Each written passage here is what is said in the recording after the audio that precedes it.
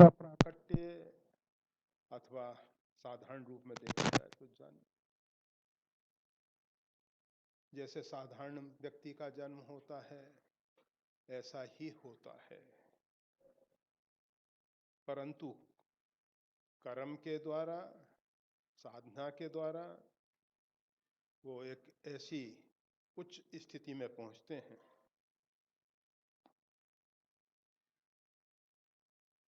जहां पहुंचने पर परमात्मा को कहना पड़ता है, मोते अधिक संत कर लेगा, मेरे से अधिक संतों को देखो, मेरे से श्रेष्ठ रूप में देखो। और वास्तविकता है, परमात्मा ने हमको भवाटवी में भेजा और संतों ने इस भवाटवी से निकाल के परमानंद के साम्राज्य में प्रवेश कराया। तो परमात्मा से तो श्रेष्ठ हुए ही। परमात्मा ने हमको संसार के बंधन में डाल दिया और संत सद्गुरु बंधन से मुक्त करके अपना स्वरूप देते हैं अथवा परमात्मा का धाम प्राप्त कराते हैं। संत जो हैं, जब परमात्मा से प्रार्थना करते हैं कि प्रभु ये जीव जो है आपकी प्रबल माया में फंस के अपने स्वरूप को भूल के सुख शांति के लिए भटक रहा है। और वास्तविक में देखा जाए तो सारा संसार जो है सुख शांति की खोज में भटक रहा है। अगर व्यक्ति पुण्य करता है तो उसके पीछे अपेक्षा है कि इससे सुख मिलेगा, शांति मिलेगी। पाप करता है अर्थोपार्जन के लिए या अन्य अन्य साधनों के लिए, तो उसमें भी उसको दिखाई देता है। उसकी दृष्टि सही है गलत है वो एक अलग बात है, परंतु उसको दिखाई देता है कि इससे मैं सुखी हो जाऊंगा। व्यक्ति को लगता है कि धन जो है सब सुख सुविधाओं को पैदा कर सकता है, उसके लिए छल झूठ कपट जो भी हो, येन केन बिनी, जिस भी प्रकार से हो सके, बस अर्थोपार्जन। वैसे ये सुनिश्चित है कि अर्थोपार्जन में कष्ट होता है, उसके संरक्षण में कष्ट होता है, उसके नष्ट होने पर कष्ट होता है। तीनों स्थिति में जो दुखदाई है, उपार्जन आसानी से नहीं होता है, संरक्षण आसानी से नहीं होता है,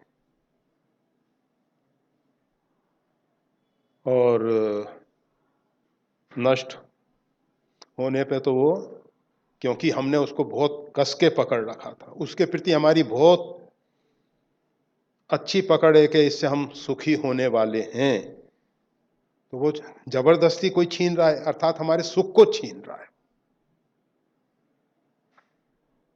तो हम नहीं चाहते कि हमारा सुख कोई छीन ले हमसे। इसीलिए इंसान खर्च करते समय बहुत सोचता है, उसको लगता है कि इससे तो मैं सुखी होने वाला हूं। हाँ, किसान जैसे खेत में बीज बोता है तो वो जानता है कि इसके द्वारा बहुत कुछ अधिक मात्रा में मिलेगा, इसलिए वो खेत में बीज बो रहा है। इसी प्रकार से जो लोग पुण्य करते हैं, अर्थात दान करते हैं, पूजा पाठ में खर्च करते हैं या अन्य अन्य कार्य में, तो उसके पीछे अपेक्षा है कि इसका कई गुना बढ़ के मिलेगा। और जैसा वाल्मीकि रामायण में कहा गया है, भगवान के बाण की महिमा बताते हुए, भगवान का बाण तरकस में एक है, करेन 10 हाथ में 10 हो जाते हैं। संधान काले शतम, जब संधान करते हैं 100 हो जाते हैं। लक्ष्य गमने,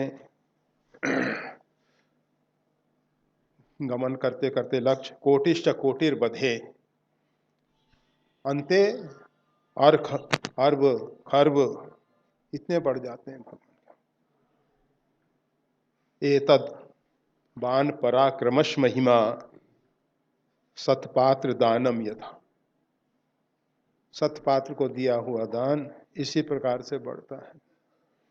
रावण ने भगवान शंकर को सादर शिवकों शीश चढ़ाए, एक एक के कोटिन पाए,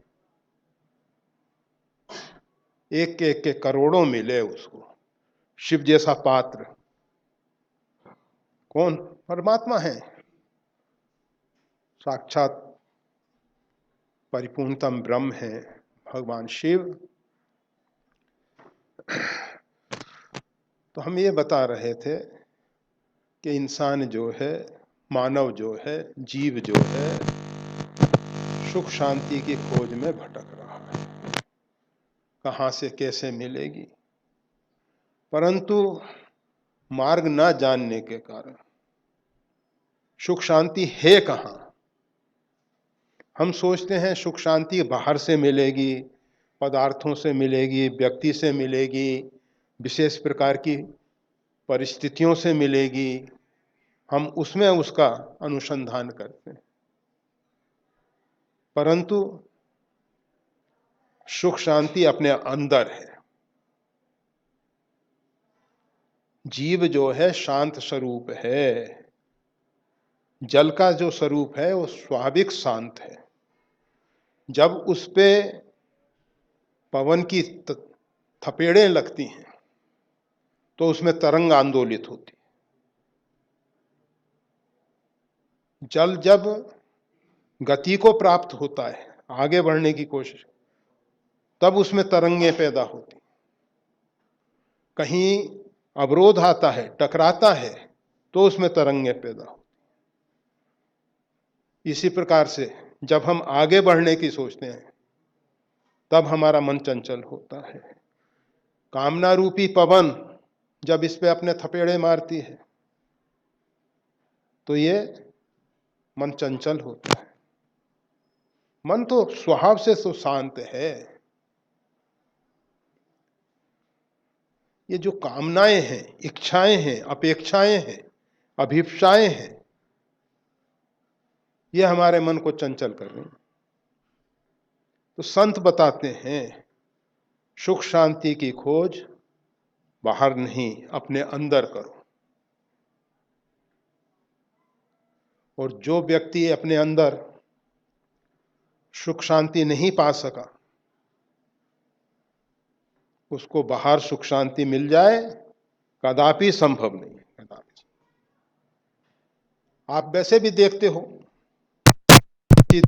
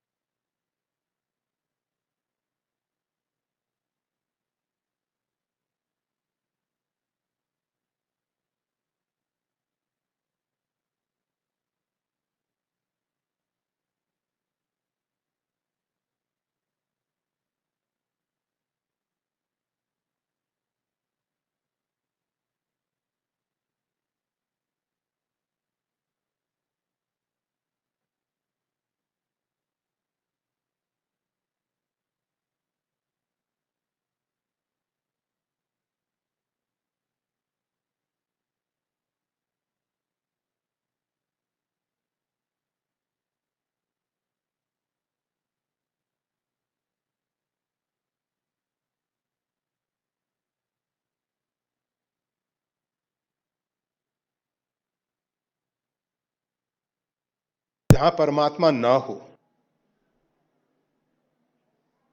परंतु हमारी क्या स्थिति है